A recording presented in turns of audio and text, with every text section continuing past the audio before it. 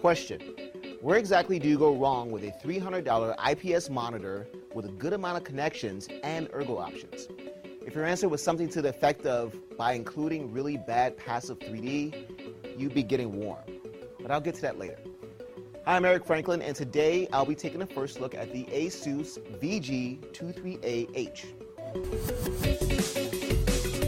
The Asus sports back tilt, height adjustment, and swivel. For connections, it has 2 HDMI ports, DVI, and VGA.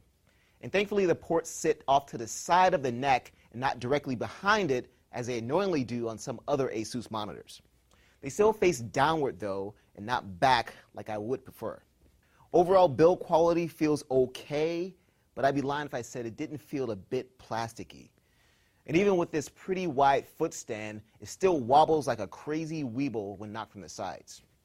The OSD array uses Asus's typical OSD design, where the menu button acts as the enter button, which is kind of annoying and takes some getting used to. But it does have useful options like 6 different presets, red, green, and blue adjustments, and of course, brightness and contrast.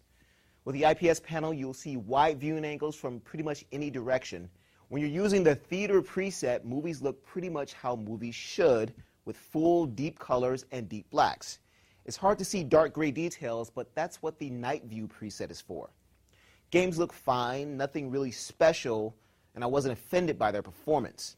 There is a bit more green tint than I would like, but seriously, I could throw a pair of 3D glasses and easily hit several monitors that have this problem. Speaking of 3D, the passive 3D performance is bad.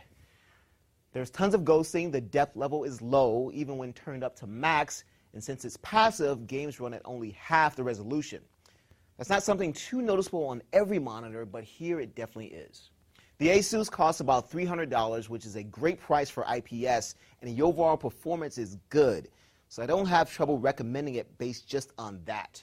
You also get some useful ergo options and connections. The OSD navigation design is, but the options are useful. Look, if you're excited about 3D, or if you've never experienced it before, don't make this your first experience, because you likely won't be excited about it anymore. Check out my full review for more info. Once again, I'm Eric Franklin, and this has been a first look at the Asus VG23AH.